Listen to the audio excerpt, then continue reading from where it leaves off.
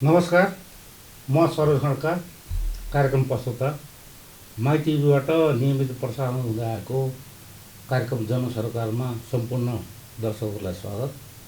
दर्शकहरू, हामीले प्रत्येक एपिसोडमा जनताका जल्दाबल्दा विषयहरू, जनताका समस्याहरू र देशमा भएका गरेका र घटेका घटनाहरू यहाँहरू समक्ष प्रस्तुत गर्दै आइरहेका छौँ र आज पनि हामी यसै गरी जनताका सेवामा जनसरकारलाई एकदम अग्रपङ्क्तिमा राखेर काम गर्ने संस्थाका व्यक्तित्वहरूलाई निम्त्याएका छौँ। मसँग आज मित्र हुनुहुन्छ, मेरो अतिथि हुनुहुन्छ अमरमणि पौडेल। उहाँ नेपाल रेड क्रस सोसाइटी का उपनिर्देशक हुनुहुन्छ। उहाँ आज हाम्रो अतिथिको रूपमा स्टुडियोमा हुनुहुन्छ। यहाँलाई स्वागत छ पौडेलजी। धन्यवाद सर। म नेपाल रेड क्रस सोसाइटी केन्द्रीय कार्यालयमा काम गर्छु उपनिर्देशकको रूपमा र बिचमा लगभग 6-7 दिन चाहिँ म यो 3-4वटा जिल्लाको अनुगमनको रूपमा निस्केको छु र हामी यहाँ 3-4वटा जिल्लामा चाहिँ विपद पूर्व बजार सर्वेक्षण, त्यसमा पनि खानेपानी सरसफाइ सम्बन्धी सामग्रीको बजार सर्वेक्षणको लागि निस्केका हौँ र हामीले यो बजार सर्वेक्षणको क्रममा केही प्रारम्भिक चाहिँ हाम्रो फाइन्डिङ हामीले निकालेको छौँ र हामी काठमाडौँ फर्किँदैछौँ आज र काठमाडौँमा पुगेपछि चाहिँ यसको रिपोर्ट तयार गर्छौँ। पौडेल सर, यो रेड क्रस भने के हो त?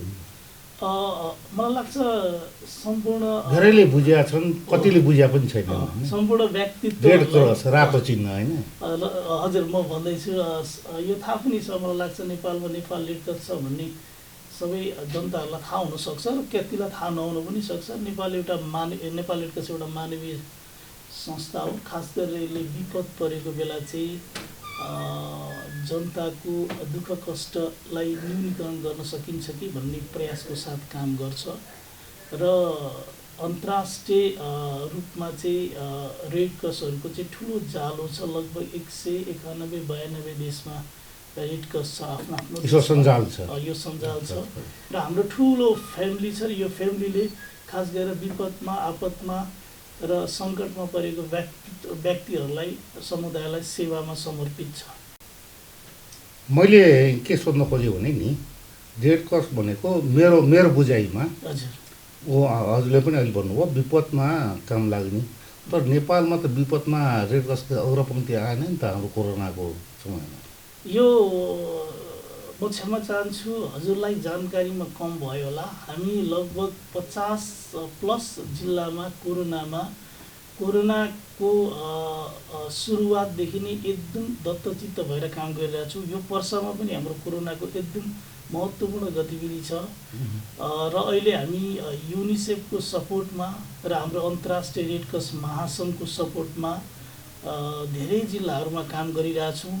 जिल्लाको कोरोना व्यवस्थापन केन्द्र र जिल्लामा भएको प्रकोप व्यवस्थापन समिति र जिल्लामा भएका अन्य सङ्घ संस्थाहरू जो चाहिँ कोरोनामा प्रतिकार्यमा आबद्ध हुनुहुन्छ, उहाँहरूसँग मिलेर हामी काम गरिरहेछौँ। हामी एकदम सिरियसली नै काम गरिरहेछौँ। सायद अब प्रचार प्रसारमा नदेखिएको होला र यो प्रचार प्रसारमा पनि हामी रेड क्रस त्यति ठुलो विश्वास राख्दैनौँ, किनकि कम्युनिटीको लागि काम गर्ने हो। कम्युनिटीले हामीले दिने सेवा बुझ्यो भने चाहिँ हामीलाई त्यति चाहिँ पर्याप्त हुन्छ होला भन्ने फिल हुन्छ। तर अहिलेको सन्दर्भमा अलिकति प्रचार प्रसार पनि आवश्यक हो कि भन्ने पनि फिल भइरहेछ हामीलाई। यसमा मैले के जोड्छु भन्दा नि, मानवीय सेवाको लक्ष्य उद्देश्य रेड क्रस, हजुर, त्यसमा रातो चिन्ह किन निस्क्यो? यो रातो चिन्हको चाहिँ अब यो छुट्टै इतिहास पनि छ। अब अहिले केही चिन्हहरू चाहिँ चिन्हहरूको आकार पनि चेन्ज भइरहेको छ। आकार भन्नाले विभिन्न खालको 2-3वटा चिन्हहरू पनि आइरहेको छ र यो खास गरेर स्विजरल्यान्डको नागरिक जान हेनरी ड्युनाले चाहिँ रेड क्रसको उदयमा ठुलो भूमिका खेलेको हुनाले उहाँको सम्मान स्वरूप स्विजरल्यान्डको नक्सा चाहिँ रातोमा सेतो प्लस हुन्छ र उहाँको सम्मान स्वरूप चाहिँ रेड क्रस अभियानले चाहिँ सेतोमा रातो चिन्ह प्रयोग गरेको र अन्ततगतवा कहीँ न कहीँ उहाँको सम्मान झल्किने गरी यो चिन्हलाई राखिएको। तर अहिले हजुरले हेर्नु हो भने चाहिँ अर्धचन्द्र रातो प्लस पनि देखिन्छ र केही कन्ट्रीहरूले चाहिँ आफ्नो कन्ट्री अनुसारको कन्टेक्स्ट अनुसारको चिन्हहरूलाई पनि मोडिफाई गरेर रेड क्रसको महासङ्घसँग स्वीकृत अनुसार पनि प्रयोग गरिएको छ र यो चाहिँ रेड क्रसको जेनेभाको महासङ्घको जुन बैठकले चिन्हहरूको बारेमा चाहिँ निर्णय गर्छ र जुन चिन्ह निर्णय हुन्छ त्यही चिन्ह हामी प्रयोग गर्छौँ। चिन्हको चाहिँ यो छ र तर चिन्हको बारेमा हामीले केही छुट्टै ऐतिहासिक पृष्ठभूमि पनि छ र त्यो पृष्ठभूमि चाहिँ मैले स्लाइटली हजुरलाई भने त्यो पाटो चाहिँ अहिले हामीले त्यो युद्धभूमिबाट यो सब के अरे रेड क्रस आयो नि। हजुर यो चाहिँ हजुरले बुझ्नु भएको छ।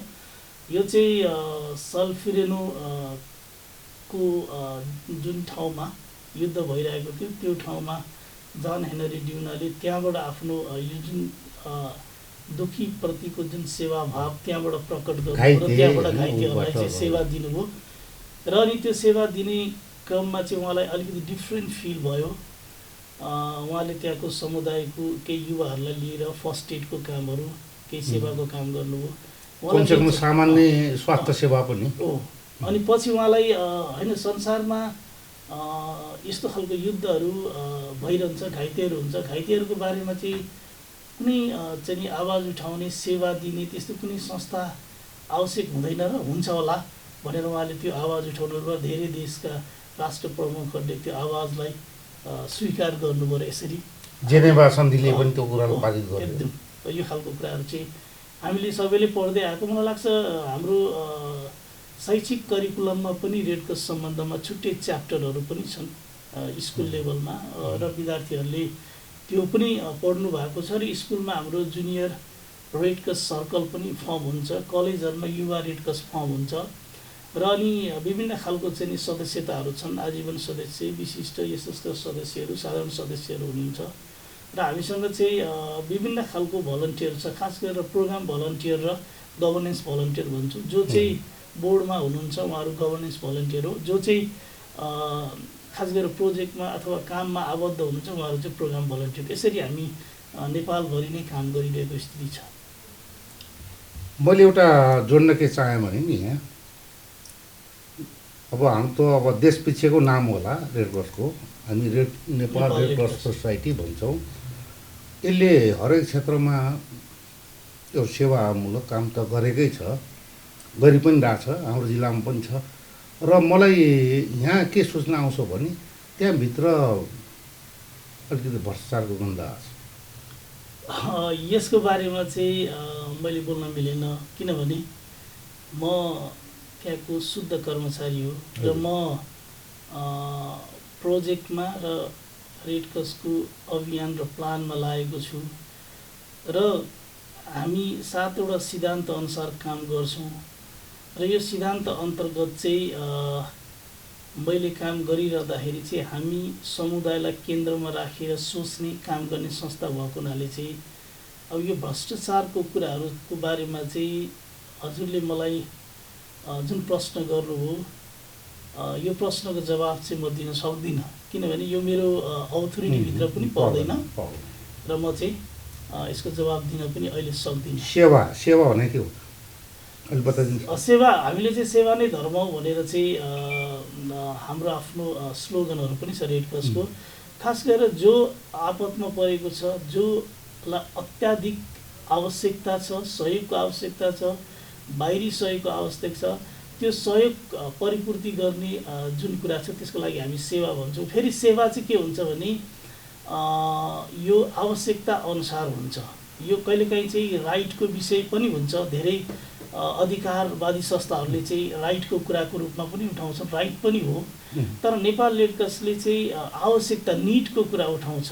उदाहरणको लागि मलाई र हजुरलाई एउटै खालको आवश्यकता नहुन सक्छ, तर हाम्रो आवश्यकताको बारेमा अधिकारवादी संस्थाहरूले चाहिँ राइटको रूपमा हाम्रो आवश्यकताको बारेमा कुरा गर्न सक्छन्। तर नेपाल रेड क्रस चाहिँ राइटको हिसाबले भन्दा पनि निडको हिसाबले निड बेस्ड एप्रोचमा काम गर्न बढी रुचाउँछ, जसले गर्दा चाहिँ हामी चाहिँ खास गरेर चाहिँ पोलिटिकल जुन भिसियस सर्कल हुन्छ त्यसभित्र पस्न नपरोस् र हामीले निस्वार्थ रूपले जनतालाई सेवा दिन पाऊँ भन्ने हाम्रो सन्दर्भ चाहिँ बढी हुन्छ। त्यसैले हामी निड बेस एप्रोचमा काम गर्छौँ। सेवाको नि वर्गीकरण त होला नि। होइन, सेवाहरूको वर्गीकरण हुन्छ होइन। सेवा चाहिँ अब एउटा भलन्टियर, प्योरली भलन्टियरले दिने सेवा हुन्छ। त्यो सेवा भनेको चाहिँ हाम्रो रेडक्रसको शाखा, उपशाखा, केन्द्रीय कार्यालय विभिन्न ठाउँमा चाहिँ निस्वार्थ रूपमा एउटा पार्टिकुलर जब गरेर 2 घन्टा 3 घन्टा दैनिक अथवा हप्तामा त्यसरी पनि हामीले सेवा दिन सक्छौँ। त्यो पनि सेवा हो। र कसैले चाहिँ प्रोग्राम भलन्टियर भएर प्रोजेक्ट छ, प्रोजेक्टमा कम्युनिटीमा काम गरेर रेडक्रसको छाताभित्र अथवा रेडक्रसभित्र आबद्ध भएर जनताको लागि समय दिएर समर्पित भएर पनि काम स्वयंसेवी भएर काम गर्नुहुन्छ। र अनि प्रत्येक हाम्रो 77 जिल्ला केन्द्र प्रदेशमा चाहिँ गभर्नेन्स भलन्टियरहरू पनि हुनुहुन्छ। उहाँहरू चाहिँ बोर्डमा बसेर रेडक्रसको होल योजना प्लान र योजनाको कामको लागि पनि सेवा दिइरहनु भएको हुन्छ। र उहाँहरूको पनि स्यालेरी केही पनि हुँदैन, उहाँहरूको तलब केही पनि हुँदैन। उहाँहरूले भनेको चाहिँ फिल्डमा जाँदा काम गर्दाखेरि जुन सर्भाइभल हुनुपर्छ, मान्छेले खानुपर्छ, त्यो खालको कुराहरू चाहिँ संस्थाको नीति नियम अनुसार बनाएको नीति नियम अनुसार पाउनुहुन्छ र अरू त्यस्तो केही पनि हुँदैन। त्यसैले हामी यो सेवाहरूलाई चाहिँ विभिन्न क्याटेगोरीमा राखेर गर्छौँ हाम्रो सन्दर्भमा चाहिँ। तर सेवा भनेकै हाम्रो हिसाबले चाहिँ जसलाई सङ्कट परेको छ र हामीले त्यो सङ्कटलाई निर्मूल गर्न अथवा निदान गर्न, न्यूनीकरण गर्न जे गतिविधि गर्छौँ त्यो उहाँहरूको लागि हामीले गरेको सेवा हो भन्ने चाहिँ हामी सम्झन्छौँ। अमरमणि पौडेल सर, हजुर, उपनिर्देशक नेपाल रेडक्रस सोसाइटी। अब सर म यहाँ के सोध्न चाहेँ भने नि, हाम्रो नेपालको खास गरी भन्नुपर्दा सेवाग्राही भन्नु, सेवा लिने, सेवा चाहिने वर्ग कति छन् र तिनीहरूको स्थिति अवस्था कसै छ? तपाईँहरू कसरी त्यसलाई मूल्याङ्कन गर्नुभएको छ र सेवा दिइरहनु भएको छ? यो चाहिँ हजुरले एकदम जटिल होला, महत्त्वपूर्ण क्वेसन सोध्नुभयो। ठ्याक्कै हाम्रो टोटल नेपालको पपुलेसनमा चाहिँ यति व्यक्तित्वहरू चाहिँ, यति व्यक्तिहरू ठ्याक्कै यो प्रकारको सेवा लिन वञ्चित हुनुहुन्छ, यति व्यक्तिहरूले यो प्रकारको सेवा पाइरहनु भएको छ, यति व्यक्तिहरूले यो अर्को प्रकारको सेवा लिन बाँकी छ भन्ने खालको स्पष्ट तथ्याङ्क चाहिँ छैन। तर हामीले जनरल रूपमा हेर्दाखेरि चाहिँ हामी एउटा गरिब राष्ट्रको नागरिक हौँ र हाम्रो इन्फ्रास्ट्रक्चरको जुन विकास हेरौँ, त्यो विकास हेर्दाखेरि चाहिँ हामी अलिकति पिछडिएकै छौँ, तर विकास चाहिँ भइरहेको छ। यो सन्दर्भले हेर्दाखेरि चाहिँ लगभग अब हामीले चाहिँ 30 देखि 40% व्यक्तिहरूलाई चाहिँ अझै पनि हामीले यो जुन सामान्य खालको जुन आधारभूत सेवा नै सुचारू रूपले पुग्न नसकेको अवस्था हुनसक्छ भन्ने मेरो चाहिँ आफ्नो आकलन हो। त्यस्ता व्यक्तित्वहरू खास गरेर रुरल, अति दूर दराज समुदायमा हुनुहुन्छ, जहाँ चाहिँ बाटोघाटोको पनि पहुँच छैन। अब न्यूनतम आधारभूत बिजुली पानीहरूको पनि उपयुक्त पहुँच छैन र हामीले स्पष्ट रूपले त्यो ठाउँमा हेर्न पनि सकिरहेको छैनौँ। त्यस्तो खालको ठाउँहरू पुग्न पनि सकेका छैनौँ। त्यस्तो खालको ठाउँहरू चाहिँ छन् र ती व्यक्तिहरू अथवा त्यो समुदायहरू चाहिँ हाम्रो लागि चाहिँ पहिलो प्राथमिकतामा पर्नुपर्छ। हामी अङ्ग्रेजीमा भन्ने गर्छौँ अनरिच टु रिच, जहाँ पुगिएको छैन त्यहाँ पुग्ने कोसिस गरौँ भन्ने खालको चाहिँ हाम्रो पनि स्लोगन छ। र हाम्रो अर्को स्लोगन चाहिँ क्लोजर टु कम्युनिटी, कम्युनिटीसँग अझ नजिक हौँ, कम्युनिटीसँग अझ नजिक भएर काम गरौँ भन्ने हाम्रो पनि मूल मर्म भएको हुनाले चाहिँ हाम्रो प्रयास चाहिँ त्यही नै रहन्छ। कम्युनिटीमा जति छिरियो त्यति समस्या पनि थाहा हुन्छ। एकदम, यो हजुरले कस्तो राम्रो कुरा गर्नुभयो। हामीले कम्युनिटीको रियल समस्या अहिले पनि हामीले त्यही समस्या बुझ्न आएको। हजुरलाई मैले अलिकति व्याख्या गरौँ। हामी बजार पूर्व सर्वेक्षण भनेर जुन वासको जति पनि हाम्रो सामग्री छ, जुन चाहिँ हामीले आपतकालीन अवस्थामा वितरण गर्छौँ, समुदायलाई दिन्छौँ, ती समुदायहरू चाहिँ जुन चाहिँ अब यहाँको कन्डिसनमा बाढीमा हुनुभएको समुदायहरूलाई चाहिँ रियल्ली बाढीको बेला के अप्ठ्यारो हुँदो रहेछ, हामीले 2074 को बाढीलाई आधार मानेर चाहिँ के तथ्याङ्कहरू सङ्कलन गऱ्यौँ। तथ्याङ्क सङ्कलन गर्ने क्रममा चाहिँ हामीले 7वटा चाहिँ सामग्रीहरूलाई को बजार कस्तो छ त, कम्युनिटीमा चाहिँ नि युजरहरूले चाहिँ त्यसको सेवा पाउनुहुन्छ कि पाउनुहुन्न आपतकालीन अवस्थामा भनेर हेर्दाखेरि एउटा साबुन वासको हिसाबले हेर्दा एउटा लुगा धुने साबुन, एउटा नुहाउने साबुन, अनि मेन्सुरेसन प्याड जुन महिनावारी स्वच्छता प्याडको बारेमा, अनि क्लोरिन पानी शुद्धिकरण गर्ने क्लोरिनको बारेमा, अनि उहाँहरूले आपत पऱ्यो भने उहाँहरूको ट्युबवेल डुब्यो भत्कियो अथवा बिग्रियो अथवा जाम भयो भने ट्युबवेल गाड्न सक्ने ट्युबवेलको सामग्री र ट्युबवेल गाड्ने टेक्निसियनको बारेमा, अनि टोयलेटको कुरा, यी 5-6वटा चाहिँ नि चिजहरूको बजार हेर्दाखेरि चाहिँ हामीलाई एकदम अनौठो खालको चाहिँ अनुभव भएको छ। यहाँ सरसर्ती हेर्दा के देखिन्छ भने यहाँ चाहिँ म्यानुफ्याक्चररमा धेरै ठुलो समस्या रहन्छ, म्यानुफ्याक्चरहरूले म्यानुफ्याक्चर गरिरहेको रहेछन्, होलसेलर र डिलरमा पनि ठुलो समस्या रहन्छ। तर जब बाढी आउँछ होलसेलर र डिलरलाई चाहिँ एउटा ठुलो समस्या चाहिँ के रहेछ भने अब सामान चाहिँ बाढीको कारणले गर्दाखेरि चाहिँ त्यो पानीले भिजेर बिग्रिन सक्छ भनेर चाहिँ उहाँहरूले स्टोरको राम्रो व्यवस्था, बाढीको बेला पनि स्टोरमा पानी नपस्ने खालको स्टोरको व्यवस्था गर्नुपर्ने जस्तो देखिँदो रहेछ यहाँ। र अनि रिटेलर जुन रिटेलरहरू समुदायमा हुन्छ त्यो रिटेलरलाई समस्या चाहिँ के रहेछ भने बाढीको बेला चाहिँ बाटोघाटो बन्द हुने र त्यो बाटोघाटो प्रयोग गरेर रिटेलरसम्म होलसेलरले डिलरले सामान पुर्याउन नसक्ने, र अनि त्यो रियल्ली त्यो बाढीको बेला चाहिँ त्यहाँको समुदायलाई चाहिँ त्यो सामग्रीको भाउ पनि बढ्ने र डिमान्ड हुने, तर सप्लाई गर्न चाहिँ बाटोको कारणले बाटो भत्केको कारणले गर्दा नपाउने भएको हुनाले त्यो बाढीको अवधिमा उहाँहरूले चाहिँ एक खालको पीडा भोगेको स्थितिको इन्फर्मेसन चाहिँ हामीले प्राप्त गऱ्यौँ। र अनि सबभन्दा ठुलो चाहिँ डिलर र होलसेलरमा चाहिँ समस्या पर्ने बित्तिकै सबै यो मार्केटको चेन जुन चक्र छ त्यो बिग्रिने रहेछ भन्ने कुरा हामीले बुझ्यौँ। त्यसैले यदि होलसेलर र डिलरले पर्याप्त आफ्नो गोदामको व्यवस्थापन र बाढी आउँदा पनि गोदाम नबिग्रिने र पर्याप्त सामग्रीहरूको भण्डारण बाढी पूर्व गर्नु हो भने चाहिँ यो बजार, यो खास गरेर वास खानेपानी सरसफाइ सम्बन्धी सामग्रीको बजार पनि राम्ररी चलमान हुनसक्छ भन्ने कुरा चाहिँ हामीले बुझ्यौँ। त्यो प्रयोजन चाहिँ अहिलेको हाम्रो भिजिटको थियो। र अनि हामी यो 4वटा जिल्ला सप्तरी, महोत्तरी, रौतहट र पर्सा, यो 4वटा जिल्लामा चाहिँ बढी प्रभावित जिल्ला, यसको पनि दक्षिणी भेग जहाँ चाहिँ हरेक साल बाढी आयो भने चाहिँ बढी प्रभावित भएर उहाँहरूले दुःख कष्ट भोग्नु पर्ने हुन्छ। त्यो समुदायमा चाहिँ यो खालको तथ्याङ्कहरू सङ्कलन गरेर चाहिँ अब भविष्यमा हामीले कसरी सेवा दिन सक्छौँ र कसरी पूर्व तयारी अवस्थामा रहन सक्छौँ भन्ने सन्दर्भमा चाहिँ केही तथ्याङ्कहरू सङ्कलन गरेर काम गरिरहेको अवस्था छ। अच्छा पढेछ म अलि जटिल प्रश्नमा आएँ। आन्दोलन हुन्छ, पुलिसले डन्ठाइ गाउँछ, मान्छे घाइते हुन्छ, रेड क्रस। हजुर। बाढी आउँछ, पहिरो आउँछ, रेड क्रस। हजुर। होइन, हजुर। आगलागी हुन्छ, हजुर। घर जल्छ, रेड क्रस। हजुर।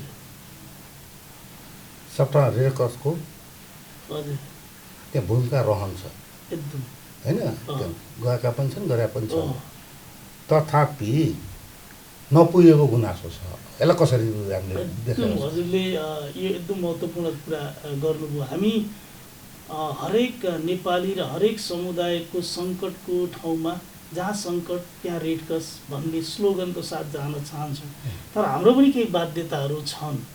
हामीसँग आफ्नै रिसोर्स एकदम कम छ र हाम्रो आफ्नो ठुलो फ्यामिली छ। अघि हजुरलाई मैले भनिसकेँ 190-92 देशको सञ्जाल छ। त्यो सञ्जालबाट हामीले आपत परेको बेला चाहिँ अपिल गरेर केही पैसाहरू सङ्कलन गर्छौँ र त्यो रिसोर्सको आधारमा चाहिँ बढी से बढी समुदायमा हामी पुग्नुपर्छ भनेर स्पेसिफिक प्रोग्राम बनाएर कार्यक्रम बनाएर जाने गर्छौँ। तर अकल झुकल जुन हाम्रो देशमा कहिलेकाहीँ द्वन्द्वहरू हुन्छ, आन्तरिक द्वन्द्वहरू हुन्छ, त्यस्तो बेला चाहिँ हाम्रो एउटा फर्स्ट एडको छुट्टै डिपार्टमेन्ट छ र प्रत्येक जिल्लामा फर्स्ट एडको ट्रेन व्यक्तिहरू हुनुहुन्छ। उहाँसँग केही मेडिसिनको रिसोर्सहरू छ र केही उहाँहरूसँग स्किल छ। त्यो स्किलको आधारमा चाहिँ उहाँहरूले त्यस्तो ठाउँमा तुरुन्त सेवा दिन सकियोस् भनेर गर्नुहुन्छ। तर पनि त्यहाँ सेवा दिने क्रममा चाहिँ हामीले जहिले पनि हाम्रो आफ्नो न्युट्रालिटी र ह्युमेनिटी जुन महत्त्वपूर्ण सिद्धान्तहरू छन् त्यो सिद्धान्तलाई चाहिँ हामीले हरेक तरिकाले मेन्टेन गर्न चाहन्छौँ। तर कहिलेकाहीँ कस्तो हुन्छ भने मान्छे डेमोक्रेटिक कन्ट्रीमा कुनै न कुनै आइडियोलोजी भएको मान्छे हुन्छ नि। तर रेड क्रसभित्र पस्दा चाहिँ निस्वार्थ भावले 7वटा सिद्धान्त अनुसार समर्पित भएर सेवा दिन्छु भन्ने भावनाले पस्ने हो। तर यो पसेर काम गरिरहेको बेलामा कसैले चाहिँ ब्लेम लाउन सक्ने स्थिति चाहिँ छ। किनभने हाम्रो देशको नागरिकलाई, हाम्रै देशकै नागरिकले चाहिँ सेवा गरिरहँदा पनि यो यताको यो उताको भन्ने सन्दर्भ चाहिँ आउँछ। तर त्यसलाई पनि हामीले चिरेर त्योभन्दा माथि गएर चाहिँ सेवा दिन खोजिरहेको अवस्थामा चाहिँ हामीले सेवा दिने मौका पनि पाइरहेछौँ। र यो चाहिँ हजुरले भनेको प्रश्न एकदम जटिल छ। हामीले सबै माग त गर्न सक्दैनौँ र हामी जहिले पनि भन्छौँ एक्जिलरी टु गभर्मेन्ट, हामी गभर्मेन्टको सहयोगी हो र हामी स्थानीय सरकार जहाँ छ त्यहाँ स्थानीय रेड क्रस छ, स्थानीय रेड क्रसले स्थानीय सरकारको सहयोगी रूपमा काम गर्छ, केन्द्रले केन्द्रीय सरकार सङ्घीय सरकारको सहयोगी रूपमा काम गर्छ, प्रदेशले प्रदेश सरकारको सहयोगीको रूपमा काम गर्छ र हामीले पनि गभर्मेन्टको जुन स्ट्रक्चर छ त्यो स्ट्रक्चर अनुसार आफूलाई ढाल्ने र आफूलाई एडप्टेसन गर्ने कोसिस गरिरहेछौँ र हाम्रो पनि त्यही अनुसार काम भइरहेछ। र हामी कहिलेकाहीँ चाहिँ सरकारबाटै रिसोर्स लिएर अथवा अरू सहयोगी हातबाट रिसोर्स लिएर कम्युनिटीलाई सेवा पनि गरिरहेछौँ। सर, मैले अलिक अझ जटिल प्रश्न आएँ।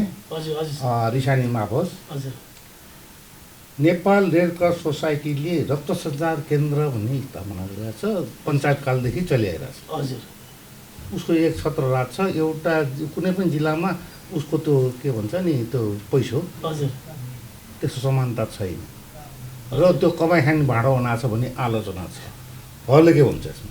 म अब यसमा पनि धेरै कुरा बोल्न चाहन्छु, तर एउटा कुरा के चाहिँ काठमाडौँमा एउटा रेट छ, बिरगन्जमा एउटा रेट छ, हेटौँडामा एउटा रेट छ, भरतपुरमा एउटा रेट छ, किन यस्तो गर्नु? यो चाहिँ हेर्नु, अब हामीले यो रक्त सञ्चार सेवा चाहिँ सुरुवातदेखि नै दिँदै आएको रक्तदान केन्द्र भनेको नेपाल रेड क्रस हो र रक्त सञ्चार सेवालाई चाहिँ यदि हामीले दिगो रूपले राखेर काम गर्ने र हामीले जनताको सेवा दिने हो भने चाहिँ हामीले रिकभरी मोडलमा चलाउनु दिने हो होइन, दिइरहेछौँ।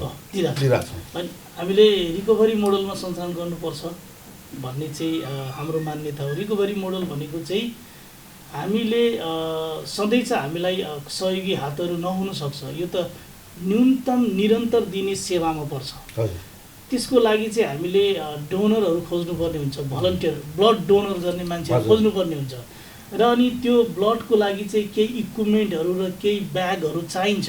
त्यो चिज चाहिँ हामीले अलवेज सधैँ किनेरै प्रयोग गर्नुपर्ने हुन्छ र त्यो चिजहरूको मूल्य चाहिँ रिकभर होस् भन्ने हिसाबले चाहिँ केही मूल्यहरू तोकेको हुन्छ र त्यो मूल्य पनि हामीले सरकारको सहमति र अनुमतिमा मात्रै तोक्छौँ। यो प्रत्येक जिल्लामा यदि मूल्यहरू फरक फरक पाइएको छ भने चाहिँ त्यो चाहिँ त्यहाँको स्थानीय सरकारसँग समन्वय गरेर, किनकि निर्णय दिने उहाँहरू नै हो। हामी अघि पनि भनिसक्यो हामी एक्जिलरी टु गभर्मेन्ट हो र केन्द्रमा पनि त्यही हुन्छ। तर कहिलेकाहीँ समुदायलाई चाहिँ, अनि फेरि हामीले अति विपन्न अति गरिब समुदायलाई रगत फ्रीमा दिने केही प्रोभिजनहरू पनि प्रत्येक जिल्लामा छुट्याएको छ र त्यो प्रोभिजन अनुसार पनि हामीले काम गरिरहेको छ। तर कहिलेकाहीँ चाहिँ व्यक्तिहरूलाई चाहिँ यो रगतको चाहिँ खरिद बिक्री भयो भन्ने खालको फिल हुनसक्छ।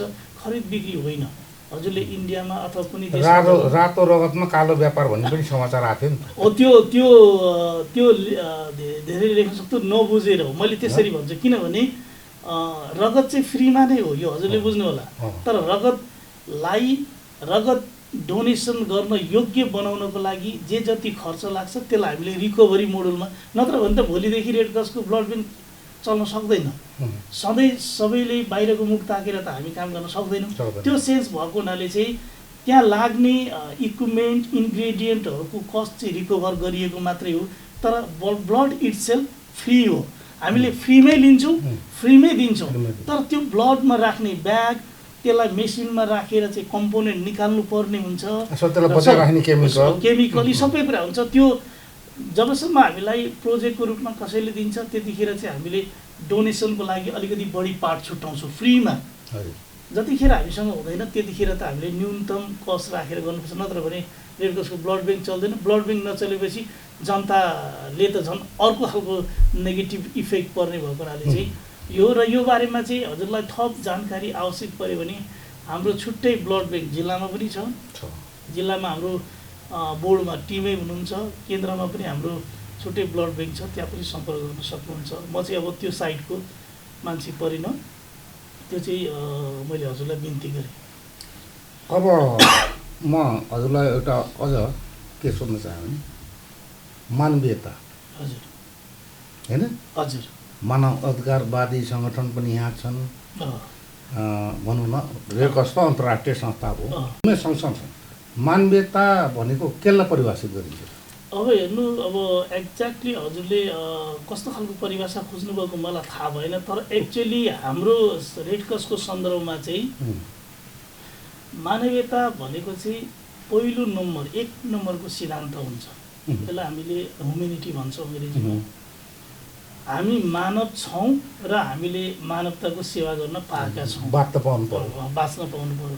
र हाम्रो सन्दर्भमा चाहिँ मानवता भनेको चाहिँ एउटा व्यक्तिले मानव सरह बाँच्न पाउनुपर्छ र बाँच्न पाउनुपर्छ र उसको आत्मसम्मानमा बाँच्न पाउनुपर्छ र उसले सङ्कट परेको बेला चाहिँ राज्यले दिने सेवा लिन पाउनुपर्छ र उसलाई संविधानले दिएको हक अधिकारको एक्सेस हुनुपर्छ र रियल्ली नै हो भन्ने हो भने चाहिँ उसले डिग्निफाइड तरिकाले बाँच्न पाउने अधिकार चाहिँ उसको मानवता हो।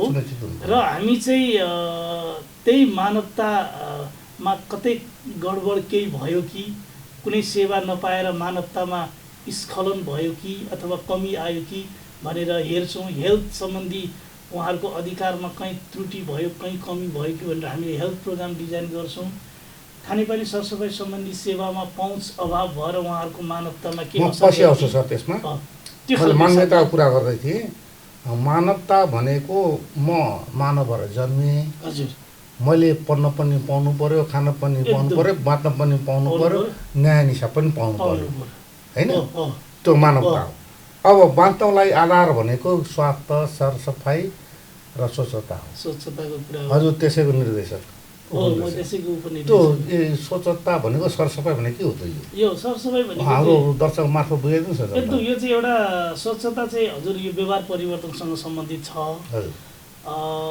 आफू स्वस्थ रहनको लागि क्रमबद्ध रूपले, सिस्टमेटिक रूपले जे गतिविधिहरू गरिन्छ त्यो गतिविधिले तपाईसँग भएको जुन नकारात्मक बिहेभियर अथवा बानी बेहोरा चेन्ज भएर सकारात्मकतिर जान्छ र तपाईँको स्वास्थ्य सुधार हुन्छ र तपाईँ सफा रहनुहुन्छ। त्यसलाई चाहिँ हामीले स्वच्छता प्रवर्धन भन्छौँ। र यो स्वच्छता प्रवर्धन चाहिँ डाइरेक्ट व्यवहार परिवर्तनसँग सम्बन्धित हुन्छ। फेरि अब व्यवहार परिवर्तनको पनि एउटा साइकल छ। अब हजुरलाई मैले अलिकति समय दिनुभयो भने म कुरा गर्छु। व्यवहार परिवर्तन भन्ने कुरा चाहिँ सजिलो रहन्छ। उदाहरणको लागि हामी कुनै डक्टरकोमा जान्छौँ, डक्टरले हामीलाई सुझाव दिनुहुन्छ चुरोट खानु हुँदैन, तपाईँको चुरोटको कारणले गर्दा लङ्समा क्यान्सर भयो भन्ने खालको सुझाव हुन्छ। त्यो बिरामी चाहिँ उहाँले लेखेको प्रेसक्रिप्सन लिएर बाहिर निस्किरहेको हुन्छ, डाक्टर साहब चाहिँ पछाडिको चाहिँ ढोकाबाट निस्केर पछाडि चुरोट तानिरहनु हुन्छ, होइन? अब यसो हेर्दाखेरि चाहिँ डाक्टर साहबलाई चुरोटले के हुन्छ हुँदैन सबै थाहा छ, तर उहाँले व्यवहार परिवर्तन गर्न सक्नु भएको हुँदैन। अहिले हामीले स्वच्छतामा कुरा गर्ने चाहिँ हामीले कसरी व्यवहार परिवर्तन गर्न सकिन्छ र त्यो व्यवहार कन्टिन्यू हुन्छ। त्यो चाहिँ नेगेटिभ बिहेभियर हो। उदाहरणको लागि अघि चुरोट खाने कुरा गऱ्यौँ, होइन? अर्को कुरा चाहिँ बाहिर दिशा गर्ने कुराको व्यवहारको कुरा हुनसक्छ, हात प्रोपरली धुने व्यवहारको कुरा हुनसक्छ। यो व्यवहारहरूलाई चाहिँ हामीले पोजिटिभली चेन्ज गर्नको लागि केही समय लाग्ने रहेछ र हामीले विभिन्न मोडलहरू छन्। यो मोडलको बारेमा पनि हामीले अध्ययन गरेर हेर्दाखेरि चाहिँ 6 देखि 1 वर्ष लाग्दो रहेछ र अनि त्यो बिचमा पनि व्यवहार पतन हुँदो रहेछ। त्यो पतन भएको व्यवहारलाई हामीले रेगुलरली मेन्टेनेन्स पछि छोड्दिने हो, मान्छेले बिचमा छोडिदिने अनि त्यो पतन भएको व्यवहारलाई फेरि मेन्टेनेन्स गरेर कन्टिन्युटी गर्न फेरि हामीले चाहिँ नि जोड दिनुपर्ने। पहिलो कुरा त कुनै कुनै व्यक्तित्वहरू चाहिँ व्यवहार परिवर्तन गर्ने अस्वीकार्य भएको स्थितिमा बस्नुपर्ने स्थिति पनि छ। धेरै मान्छेहरू देखिन्छ। उदाहरणको लागि मैले व्यवहार किन परिवर्तन गर्नुपर्छ, कसको लागि परिवर्तन गर्नु, म गर्दिनँ भन्ने मान्छेहरू पनि हुन्छन्। र केही मान्छेहरूलाई चाहिँ व्यवहार परिवर्तन गर्नको लागि होइन, तपाईँले जुन चुरोट खाइरहनु भएको छ यसले धेरै हानि गर्छ, नोक्सानी गर्छ भनेर एजुकेसन दिँदै गएर केही समयपछि चाहिँ ठिकै छ, वास्तवमा यो चाहिँ नराम्रै विषय रहेछ भनेर स्वीकार्य स्थितिमा आएर अब म चाहिँ व्यवहार परिवर्तन गर्छु भनेर जब उहाँले एक्सन गर्नुहुन्छ, एक्सन गरिसकेपछि उहाँको बिस्तारै व्यवहार परिवर्तन हुन्छ। व्यवहार परिवर्तन गर्नको लागि चाहिँ लगभग मिनिमम 6 महिना हामीले बुझेअनुसार चाहिँ 6 महिनासम्म चाहिँ व्यवहारलाई सुधारेर कन्टिन्यू लग्यो भने त्यो व्यवहार पतन हुनबाट बच्छ, होइन भने चाहिँ बिचमा पतन हुनसक्छ। पतन भयो भने फेरि मेन्टेनेन्स गरेर फेरि समय खर्च गरेर व्यवहार परिवर्तन गर्नुपर्ने हुन्छ। त्यसैले हामीले स्वच्छता प्रवर्तनको प्रोग्रामहरू चाहिँ मिनिमम 6 महिनाको डिजाइन हुनुपर्छ, त्योभन्दा बढी समयको डिजाइन हुनुपर्छ भन्ने हाम्रो सन्दर्भ हो।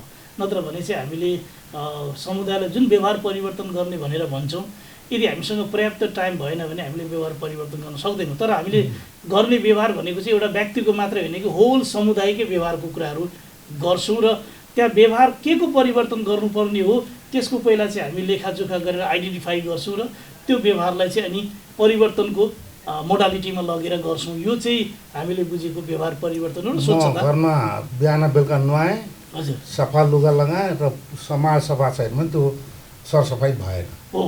यसको चाहिँ फेरि कस्तो हुन्छ भने ट्रान्सफर्मेटिभ इफेक्ट हुन्छ। उदाहरणको लागि अब हजुरले पनि धेरै प्रोग्राम गरिसक्नु होला, यो जिल्लामा पनि खुला दिशा मुक्त अभियान चल्यो होला। अब 20वटा घर भएको समुदाय छ, 19वटा घरले चर्पी बनायो, एउटा घरले बाहिरै दिशा गरिरहेछ भने बाँकी 19 घरले पनि दिशा खाइरहेछन् भन्ने ग्यारेन्टी हुन्छ, किनभने बाहिर दिशा गरिरहेछ भनेपछि त्यो व्यवहार परिवर्तन भनेको चाहिँ यो ट्रान्सफर्मेटिभ हुनुपर्छ र कम्प्लिट हुनुपर्छ र होलमा हुनुपर्छ। एउटा घरले मात्रै गरेर हुँदैन, यो पुरै समाजले नै व्यवहार परिवर्तन गर्यो भने चाहिँ त्यसमा ठुलो इफेक्ट प्रभाव पर्छ। होइन भने चाहिँ पार्सियल व्यक्ति पार्सियल समाजले मात्रै गर्यो भने त्यो समाजमा चाहिँ एकमुष्ट व्यवहार परिवर्तन भएको जटिल प्रश्नमा है सर।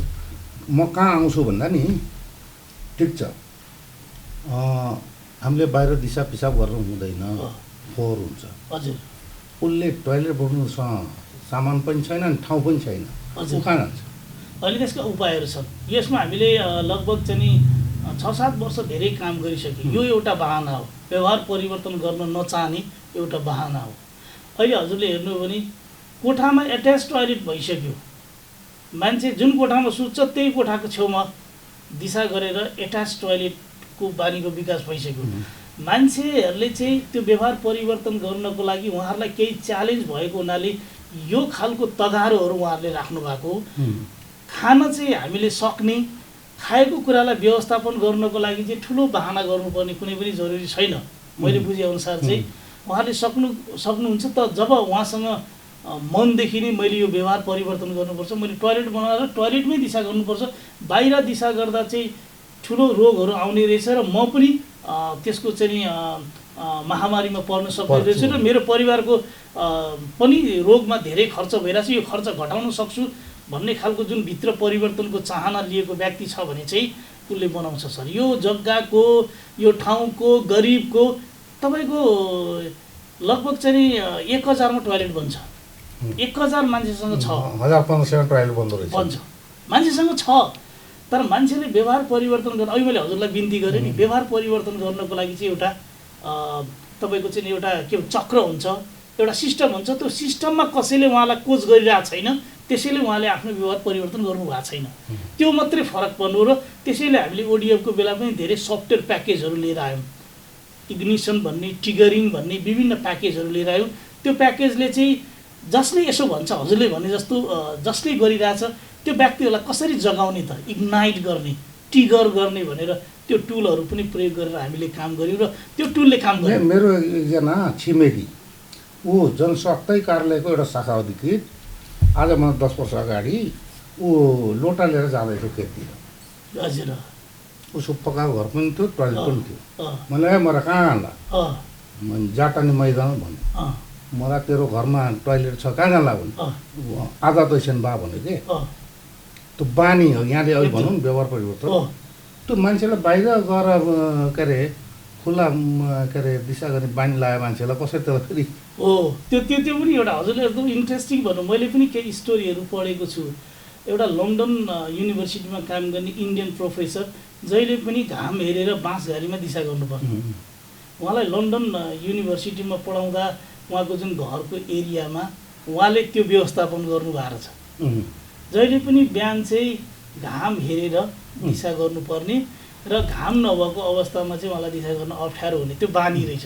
त्यो बानीलाई परिवर्तन गर्न सकिन्छ। अघि नै मैले कुरा गरेँ, बानी बेहोरा परिवर्तन गर्नको लागि चाहिँ स्पेसल प्रोग्राम डिजाइन गर्नुपर्छ र त्यो व्यक्तिलाई त्यो व्यवहार परिवर्तनको लागि ब्यारियर के हो, अवरोधक के हो र त्यो व्यक्तिलाई व्यवहार परिवर्तन गर्नको लागि उत्प्रेरक मोटिभेटर के हो, यो दुईटा चाहिँ पत्ता लगाउनुपर्छ। उदाहरणको लागि मलाई म चुरोट खाइरहेको छु भने मेरो चुरोट खानुको पछाडि चाहिँ उत्प्रेरक के हो, मलाई उत्प्रेरणा दिने चिज के हो, र अनि जसले चुरोट खाइरहेको छैन उसलाई चुरोट नखानको लागि उत्प्रेरणा दिने चिज के हो, खानेको पनि थाहा पाउनु पर्यो र नखानेको पनि थाहा पाउनु पर्यो र अवरोधक पनि थाहा पाउनु पर्यो।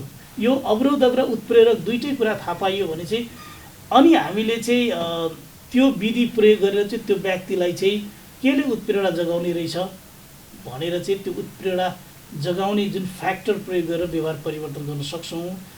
तर यसको लागि चाहिँ पहिला चाहिँ त्यो व्यक्तिले त्यो बिहेभियर किन अपनाइरहेको छैन, उसलाई केले ब्यारियर गरिरहेछ, रोकिरहेछ र उसको छिमेकीले अपनाइरहेछ भने त्यसलाई केले उत्प्रेरणा गरिरहेछ, यो दुईटै कुरा बुझ्नुपर्छ र दुईटै कुरा बुझेर प्रयोग गऱ्यो भने चाहिँ सजिलो हुन्छ। यो चाहिँ अन्ततिर आएँ अन्तमा अलिकति जटिलै यो पनि प्रश्न गर्छु अहिलेसम्म। पौडेल सर मसँग हुनुहुन्छ Amarmani Paudel sir, thank you sir, उपनिर्देशक Nepal red cross society. Sir अब हामी जस्तो भयौँ हजुर, जसरी जीवन चलाइयो, हजुर, सुध्रिने सुध्रिए, बिग्रिने बिग्रिए। अब त्यो अब आउँदो पिँढीलाई कसरी तपाईँहरू अब शिक्षा दिनुहुन्छ, कसरी तिमीहरू चाहिँ अब यसरी बाँच्नुपर्छ, सरसफाइ यसरी गर्नुपर्छ, तिमी यसरी सुरक्षित बस्नुपर्छ भनेर के छ त यहाँ? यो चाहिँ हेर्नु, अब अहिलेको संसार भनेको चाहिँ सिभिलाइजेसनको संसार हो, सभ्यताको संसार हो। हुन त हामीले धेरै मेसोपोटामियादेखि लिएर धेरैको सभ्यताहरू अध्ययन गऱ्यौँ। हामीभन्दा अगाडिका पुर्खाहरूको पनि सभ्यता धेरै राम्रो थियो, बिचमा हामी रुमल्यौँ र अब अहिले चाहिँ सभ्यता चाहिँ एउटा इम्पोर्टेन्ट छ।